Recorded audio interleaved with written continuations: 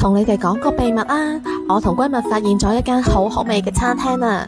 今日呢，就同佢嚟到前唐朝精緻江浙菜食飯。第一道五福臨門空運過嚟嘅杭州前菜，每款都各有特色，做開胃菜一流啊！跟住係石伏花山雞湯，你哋睇下啲料多到瀉啊！飲落好清甜，真係足料老火湯嚟噶。呢個杭椒煎牛肉嫩到癲啊，又夠鑊氣，我哋食到停唔到口啊！仲有呢個老北京烤鴨係必食噶，皮脆肉嫩，師傅即叫即片，包薄皮同埋醬汁一齊食真係超正啊！加埋青瓜同山楂條真係冇得輸，真係好好味啊！最驚喜呢就係呢個雞湯腐衣雞毛菜，腐衣吸晒雞湯嘅精華，個菜又嫩又鮮甜。計我話268蚊食到咁多嘢真係好少有，聽講呢，而家佢哋推出咗限時優惠啊，套餐或者現金券都只係3、4折，快啲睇我個 story 條 link 啦！